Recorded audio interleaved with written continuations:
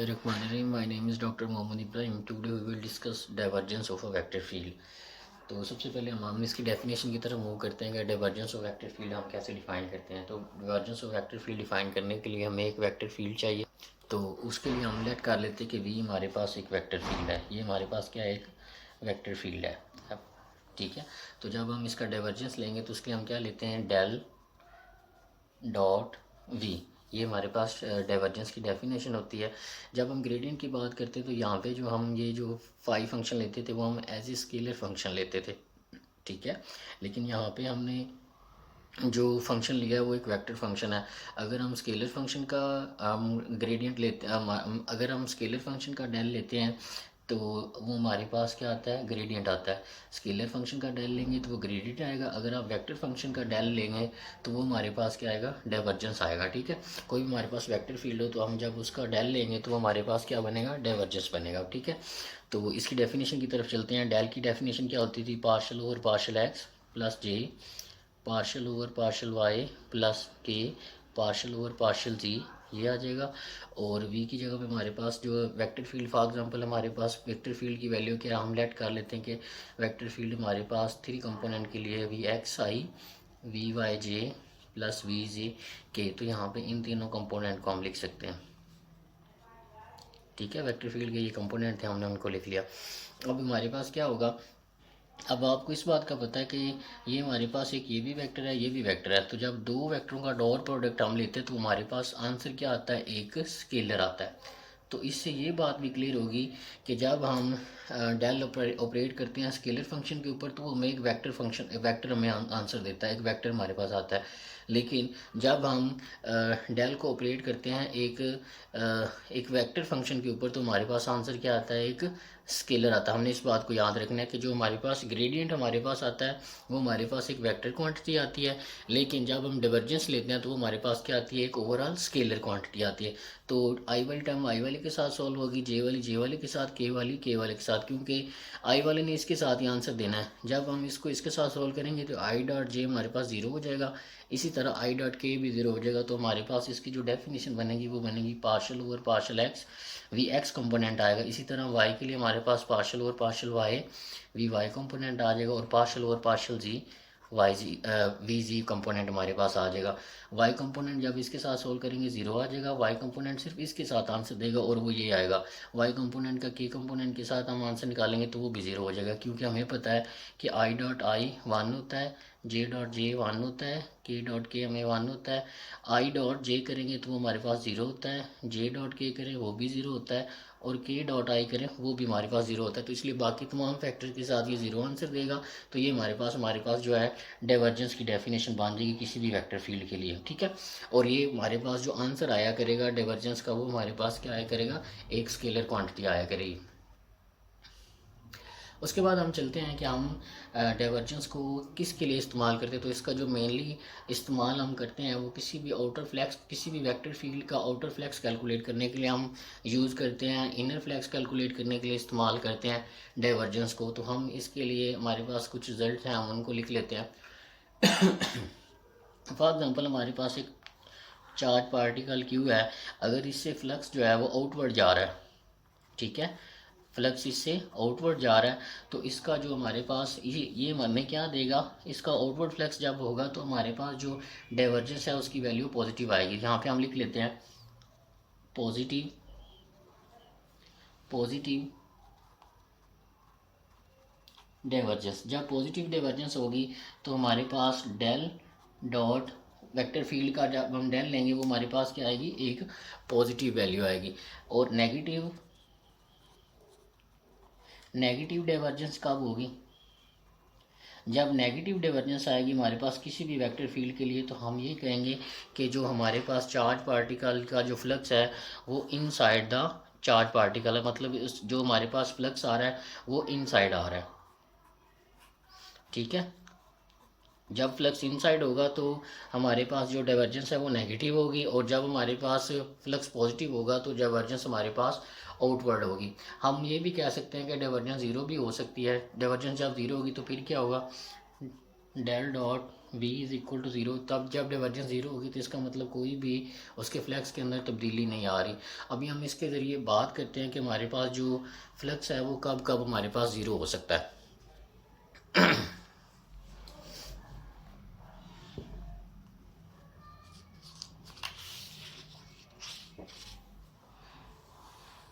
जी, हम बात करते हैं कि फ्लक्स हमारे पास कब कब ज़ीरो हो सकता है। हमारे पास जो इक्वेशन लिखी हुई है हमारे पास डाइवर्जेंस की, हम उसको ज़रा रीराइट करते हैं कि हमारे पास डेल डॉट वी की जो इक्वेशन बनती है वो हमारे पास ये बनती है, plus partial over partial why we y plus partial over partial z we z. अगर हम यहाँ पे बात करें कि जो हमारे पास वी एक्स है, अगर ये इंडिपेंडेंट हो जाए, इंडिपेंडेंट हो अगर ये हमारे पास इंडिपेंडेंट ऑफ एक्स हो जाए तो हमारे पास पार्शल एक्स का डेरिवेटिव क्या आएगा, मतलब ये एक्स से आज़ाद हो जाए, इस ये एक्स के ऊपर अगर हमारे पास डिपेंड नहीं करता। फॉर एग्जांपल वी एक्स जो हमारे पास फंक्शन है ये हमारे पास वाई और जी का फंक्शन आता है, तो अगर हम इसका पार्शल लेंगे तो इधर भी पार्शल आ जाएगा, तो इसका आंसर हमारे पास क्या आएगा, ज़ीरो। तो कहने का मतलब ये है जब भी हमारे पास वी ऑफ एक्स जो है एक्स के अलावा वाई या जी का फंक्शन होगा तो उसका पार्शल डेरिवेटिव ज़ीरो हो जाएगा, तो ये ज़ीरो हो जाएगा। इसी तरह जो वी वाई है ये कब इसका पार्शल डेरिवेटिव कब ज़ीरो हो सकता है, हमने इसका पार्शियल डेरिवेटिव लेना है विद रिस्पेक्ट टू वाई। तो अगर हमारे पास ये जो वी वाई है ये हमारे पास एक्स या जी का फंक्शन हो वाई को छोड़ के, मतलब वाई के अलावा अगर ये हमारे पास एक्स और जी का फंक्शन होगा तो इसका आंसर हमारे पास हमेशा पार्शियल डेरिवेटिव क्या आएगा, ज़ीरो। और इसी तरह अगर हम पार्शियल ओवर पार्शियल जी की बात करें तो वी जी ये वाला कंपोनेंट हमारे पास ज़ीरो कब होगा, जब वी ऑफ जी जो हमारे पास किसके ऊपर डिपेंड करेगा, वाई और एक्स और वाई के ऊपर डिपेंड करेगा। अगर वी ऑफ वाई जो है, वी ऑफ जी हमारे पास जो है ये जो है इसकी जो वैल्यू है वो एक्स और वाई की फॉर्म में पड़ी है, मतलब इसके अंदर जी नहीं पड़ा हुआ इस वैल्यू के अंदर, तो जब हम उसका पार्शियल डेरिवेटिव लेंगे तो बाकी तमाम चीज़ें कांस्टेंट होंगी, तो वो उसका आंसर हमारे पास क्या देगा, ज़ीरो देगा। तो हम ये कह सकते हैं कि कोई भी हमारे पास जो किसी भी वेक्टर फील्ड की जो डाइवर्जेंस है वो ज़ीरो हमारे पास होगी अगर उसका एक्स कोएफिशिएंट जो है एक्स के अलावा वाई और जी पे मुश्तमिल है, वाई कोएफिशिएंट वाई के अलावा मतलब वाई ना हो और एक्स और जी पे डिपेंड कर रहा हो, और जो जी कंपोनेंट है उसका वो जी को छोड़कर एक्स और वाई पे अगर डिपेंड कर रहा है तो उसका डाइवर्जेंस हमारे पास हमेशा क्या आया करेगा, ज़ीरो आएगा। हम इसको ज़रा देखते हैं। जी, हमने एक एग्जांपल लिया, हम इसका डाइवर्जेंस कैलकुलेट करते हैं। तो हमें पता है डाइवर्जेंस की डेफिनेशन क्या होती थी, वो हमारे पास होती है पार्शियल ओवर पार्शियल एक्स, और यहाँ पे वी ऑफ एक्स आता है। वी ऑफ एक्स क्या होता था, आई कंपोनेंट के साथ जो चीज़ें पड़ी हैं वो हमारे पास वी एक्स को रिप्रेजेंट करती है, मतलब एक्स के ऊपर जो हमारी वैल्यू आ रही तो वो क्या आ रही है, वाई और जी आ रही है, हमने वाई ऑफ जी ले लिया। इसी तरह हमारे पास पार्शियल ओवर पार्शियल वाई लेंगे तो उसके लिए हमारे पास एक्स वाई आ जाएगा, प्लस पार्शियल ओवर पार्शियल जी लेंगे तो हमारे पास जी कंपोनेंट के अलोंग हमारे पास कौन सी वैल्यू आ रही है, यहाँ पे के आएगा, सॉरी, ठीक है, के कंपोनेंट जी कंपोनेंट के अलोंग कौन सी वैल्यू आ रही है, एक्स और वाई आ रही है। यहाँ पे मैं आपको थोड़ा सा बता भी देता हूँ कि यहाँ पे वी एक्स हमने क्या लिया हुआ है, वाई जी लिया हुआ है, वी वाई हमने क्या लिया हुआ है, एक्स और वी वाई कंपोनेंट हमारे पास क्या है, एक्स जी है, सॉरी इसको थोड़ा करेक्ट कर लेते हैं, ये हमारे पास एक्स और जी है, ठीक है। वी वाई कंपोनेंट हमारे पास क्या है, एक्स और जी है, और हमारे पास जो वी जी कंपोनेंट है, जो इसे हम के कंपोनेंट भी कह सकते हैं, वो हमारे पास क्या है, एक्स और वाई के ऊपर डिपेंड कर रहा है, ठीक है। ये हमारे पास वी एक्स है, ये वी वाई है और ये वी जी है, ये वी एक्स है, ये वी वाई है हमारे पास, और ये क्या है, वी जी। अभी हमने पीछे बात की थी कि आई के साथ वी एक्स पड़ा है, जे के साथ वी वाई पड़ा है और के साथ हमारे पास क्या पड़ा हुआ है, वी जी पड़ा। हम इसका लेते हैं। अब हमारे पास ये पार्शल एक्स है, अंदर वेरिएबल हमारे पास जो वेरिएबल आ रहे हैं वो वाई और जी आ रहे हैं, तो ये एज ए कांस्टेंट ट्रीट होंगे। तो जब हम पार्शियल डेरिवेटिव वाई और जी का एक्स के रिस्पेक्ट लेंगे तो वो ज़ीरो हो जाएगा, ठीक है। जब हम पार्शियल डेरिवेटिव वाई का विद रिस्पेक्ट टू एक्स और जी लेंगे, यहाँ पे वाई होना चाहिए था, अगर हम पार्शियल डेरिवेटिव वाई ले रहे हैं तो अंदर वाई की रिस्पेक्ट कोई वैल्यू पड़ी होगी तो उसके हिसाब से पार्शियल डेरिवेटिव ऑपरेट होगा, तो ये दोनों कांस्टेंट ट्रीट होंगे, ये भी ज़ीरो हो जाएगा।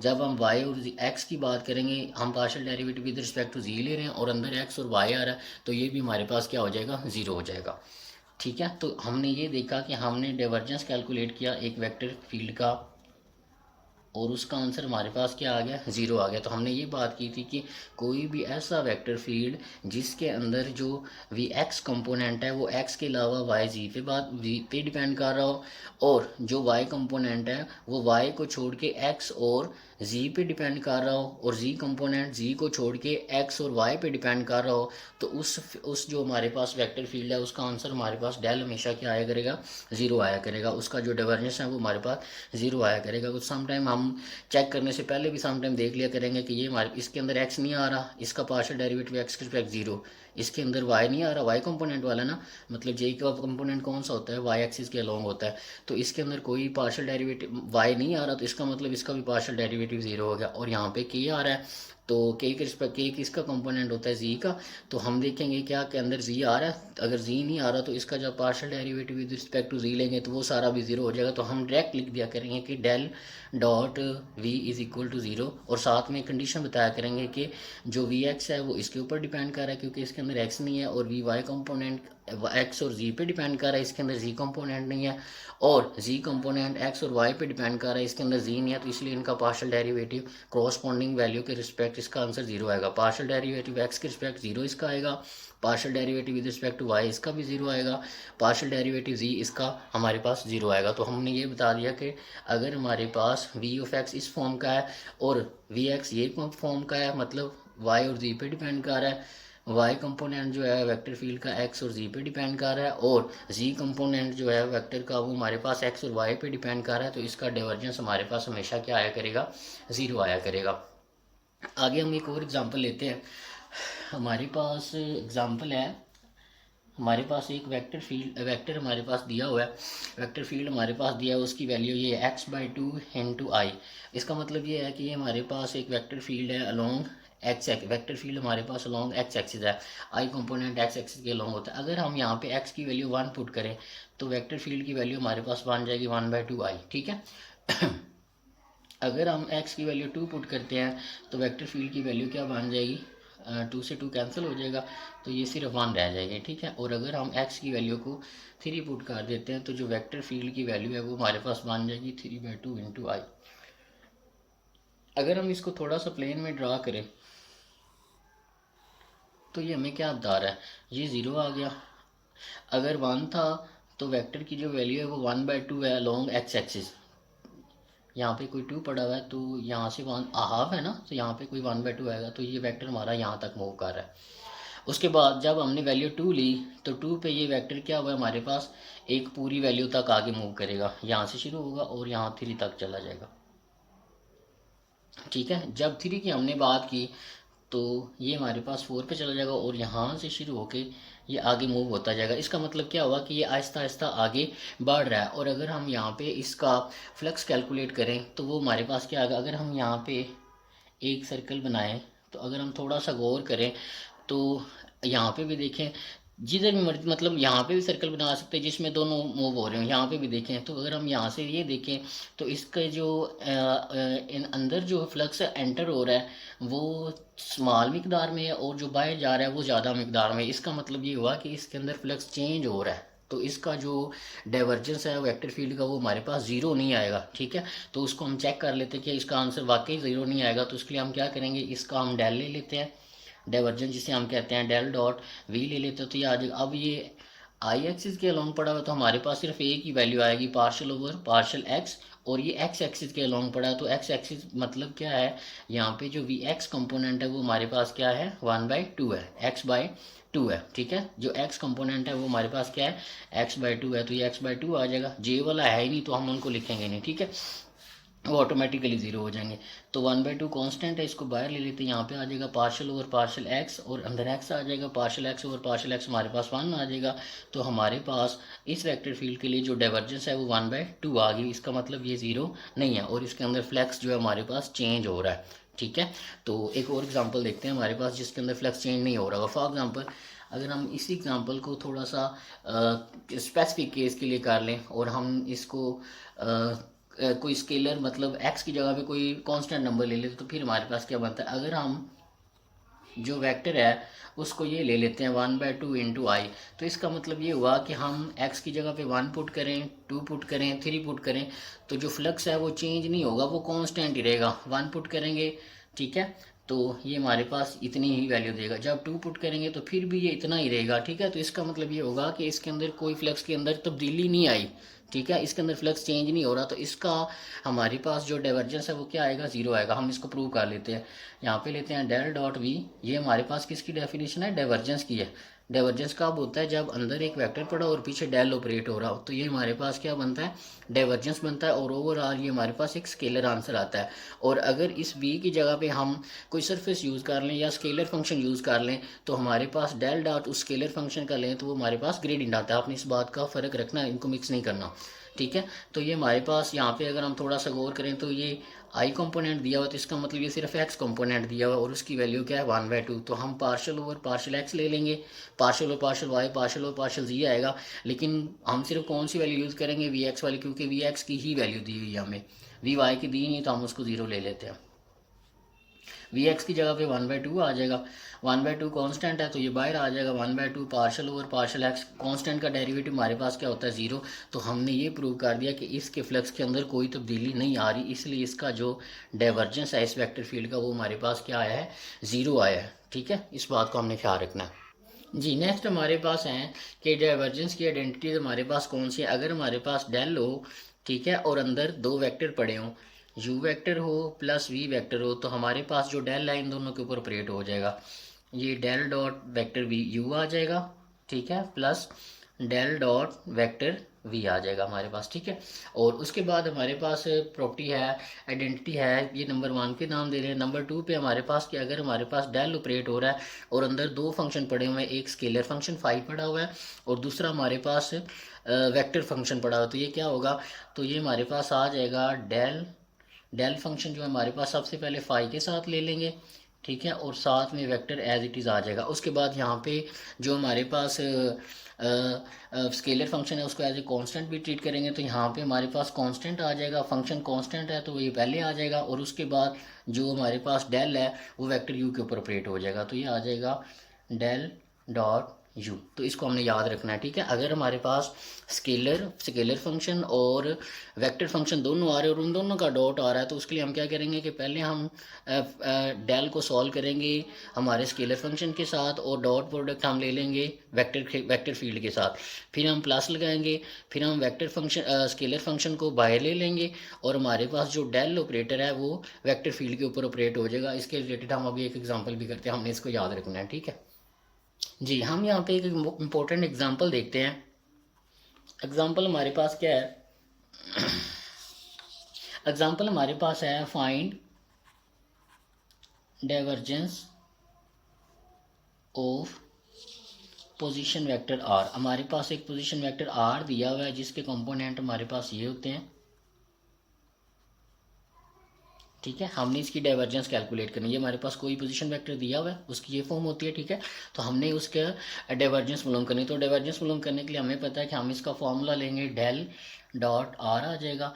तो डेल डॉट आर हमारे पास किसके इक्वल होता है, partial over partial X V component, partial over partial Y vector field का Y component, plus partial over partial Z vector field का जी कंपोनेंट। अब अगर हम यहाँ पे देखें तो वी एक्स हमारे पास किसके इक्वल है, एक्स के इक्वल है, वी वाई हमारे पास किसके इक्वल है, वाई के इक्वल है, और वी जी हमारे पास किसके इक्वल है, जी के इक्वल। तो इनकी जगह पे इनकी वैल्यू पुट कर देते हैं, वी एक्स की जगह पे एक्स, वी वाई की जगह पे वाई और वी जी की जगह पे जी आ जाएगा।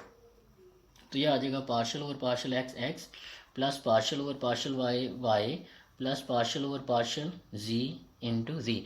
पार्शियल ओवर पार्शियल एक्स क्या आ जाएगा 1, ये भी 1 आ जाएगा, और ये भी क्या आ जाएगा विद रिस्पेक्ट टू जी का पार्शियल डेरिवेटिव जी के क्या हमारे पास आ जाएगा 1। तो 1 plus 1 plus 1 that is equal to 3। तो हमारे पास ये भी प्रूव आ गया कि अगर हम कोई हमारे पास पोजीशन वेक्टर आर है तो उसकी जो डाइवर्जेंस है उसका आंसर हमारे पास किसके इक्वल आता है, 3 के इक्वल आता है।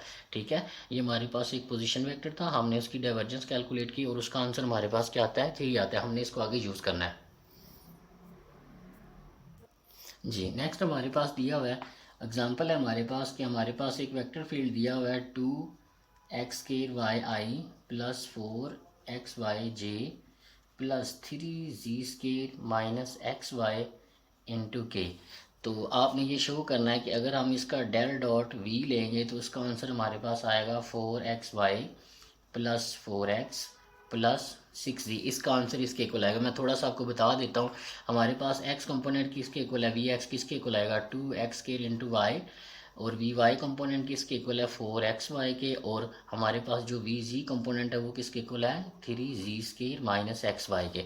ठीक है, हमारे पास ये वेक्टर फील्ड दिया है और उसका डाइवर्जेंस इसके इक्वल आता है, हमने प्रूव करना। तो मैंने आपको वी एक्स वी वाई और वी जी कंपोनेंट निकाल के दे दिए। आपने सिंपली क्या करना है, आपने यहाँ पे सोल्यूशन लिखना है और ये हमारे पास आ जाएगा डेल डॉट वेक्टर फील्ड, यहाँ पे आ जाएगा पार्शल और पार्शल एक्स, यहाँ पे वी एक्स कंपोनेंट आना था तो ये आ जाएगा 2x² into y plus partial और पार्शल वाई, यहाँ पे वी वाई कंपोनेंट आना था तो यहाँ पे 4xy आप लिख देंगे प्लस पार्शल ओवर पार्शल जी, तो जी कंपोनेंट क्या 3z² माइनस XY। तो सिंपली कुछ भी नहीं करना, आपने इनकी वैल्यू पुट कर दी, मतलब इनका पार्शल डेरिवेटिव ले लेना। चले मैं आपको करवा देता हूँ, कोई बात नहीं। ठीक है, यहाँ पे x² है तो x² अंदर रहेगा क्योंकि पार्शल डेरिवेटिव है 2y कॉमन आ जाएगा तो अंदर 2x² रह जाएगा। तो x² का जब पार्शल डेरिवेटिव लेंगे पावर शुरू में, पावर में से कम पार्शल x और पार्शल x हमारे पास 1 आ जाएगा प्लस यहाँ पे हमारे पास y कंपोनेंट है, y कंपोनेंट का पार्शल डेरिवेटिव लेना है तो 4x कांस्टेंट है वो बाहर आ जाएगा, y का जब आप पार्शल डेरिवेटिव लेंगे तो हमारे पास 1 आ जाएगा प्लस यहाँ पे हमारे पास ये इसके ऊपर ऑपरेट होगा तो ज़ीरो हो जाएगा जब जी विद रिस्पेक्ट टू जी ले रहे हैं क्योंकि ये इंडिपेंडेंट ऑफ जी वैल्यू है। ठीक है, तो ये पूरा ज़ीरो हो जाएगा, सिर्फ इसके ऊपर आ जाएगा तो ये आ जाएगा 3, इसके ऊपर ऑपरेट होगा तो पावर शुरू में, पावर में से काम करेंगे पार्शल जी और पार्शल जी हमारे पास 1 आ जाएगा। ठीक है, और इसका जब लेंगे तो वो ज़ीरो आ जाएगा। फर्दर इसको थोड़ा सा मल्टीप्लाई करेंगे तो ये हमारे पास आ जाएगा 4xy प्लस 4x और प्लस 3 2 6 और ये जी, और ये देखें यही प्रूव आ जाएगा। तो हमारे पास अगर वेक्टर फील्ड ये वाला दिया हुआ है तो उसका जो डाइवर्जेंस है वो हमारे पास इसके इक्वल आएगी, और ये हमने प्रूव करना था और ये हमने प्रूव कर दिया। अब अगले क्वेश्चन की तरफ चलते हैं हम। जी, हमारे पास क्वेश्चन दिया हुआ है for what value of n, n की किस वैल्यू के लिए ये एक वेक्टर फील्ड हमारे पास दिया, for what value of N this will be a solenoidal का। तो हमने ये बताना है कि एन की किस वैल्यू के लिए ये हमारे पास सोलिनॉइडल बन जाएगा। सोलिनॉइडल का मतलब क्या है कि अगर हम किसी वेक्टर फील्ड का डाइवर्जेंस लेते हैं और उसका आंसर ज़ीरो आ जाता है तो वो हमारे पास क्या होगा, एक सोलिनॉइडल होगा। जैसे हमने ये देखा था, हमारे पास एक ये वेक्टर फील्ड दिया हुआ था तो हमने इसका डाइवर्जेंस लिया और इसका आंसर हमारे पास क्या आया, ज़ीरो आया, तो ये एक सोलिनॉइडल है। इसी तरह हमारे पास एक ये वेक्टर फील्ड दिया हुआ था, हमने इसका भी डाइवर्जेंस कैलकुलेट किया और वो भी क्या आया, ज़ीरो आया, तो वो भी हमारे पास क्या है, सोलिनॉइडल है। तो अगर हम किसी वेक्टर फील्ड, ये हमारे पास एक वेक्टर फील्ड वी था, अगर हम इसका डाइवर्जेंस लेते हैं तो ये डाइवर्जेंस बन गया, ये वेक्टर फील्ड था, डेल ऑपरेट करें तो वो क्या बन जाता है, डाइवर्जेंस। तो अगर हम किसी वेक्टर फील्ड का डेल लें और उसका आंसर ज़ीरो आ जाए तो हमारे पास जो वेक्टर फील्ड होगा वो हमारे पास बेसिकली क्या बना रहा होगा, सोलिनॉइडल को रिप्रेजेंट कर रहा होगा। तो हमने ये प्रूव करना है कि एन की किस वैल्यू के लिए ये चीज़ जो है सोलिनॉइडल होगी। तो हम इसके सोल्यूशन की तरफ चलते हैं। सबसे पहले हम लिखेंगे अ वेक्टर इज सोलिनॉइडल इफ़, कब सोलिनॉइडल होगा, अगर हम उसका डाइवर्जेंस लें तो वो किसके इक्वल आ जाए, ज़ीरो के इक्वल आ जाए। ठीक है, तो हम ये हमारे पास वेक्टर फील्ड दिया हुआ है, हम इसके डाइवर्जेंस की तरफ मूव करते हैं। तो इसके डाइवर्जेंस की तरफ मूव करें तो अगर आप थोड़ा सा गौर करें तो आर की पावर एन ये हमारे पास एक स्केलर फंक्शन है और आर एक वेक्टर है, मतलब ये वेक्टर फील्ड दिया हुआ है हमारे पास और ये हमारे पास क्या दिया हुआ है, स्केलर फंक्शन दिया हुआ है। ये वेक्टर फंक्शन है, ये स्केलर फंक्शन है। तो जब हमने देखा था कि अगर हमारे पास डेल और यहाँ पे डॉट आ रहा हो और हमारे पास यहाँ पे स्केलर फंक्शन आ रहा हो और आगे वेक्टर फंक्शन भी आ रहा हो, तो इन दोनों के ऊपर डेल कैसे ऑपरेट होता था कि पहले हम डेल ले लेते हैं फाई के साथ, ठीक है, और इसका डॉट प्रोडक्ट ले लेंगे वेक्टर फील्ड वी के साथ, ठीक है, यहाँ पे प्लस आ जाएगा और उसके बाद ये स्केलर फंक्शन जो है इसको बाहर ले लेंगे और डेल जो है ये ऑपरेट हो जाएगा वेक्टर वी के ऊपर या यू के ऊपर, जिस जो भी आप इसको नाम दे रहे हैं। अगर ये वी है तो दोनों तरफ यू वी है, ठीक है।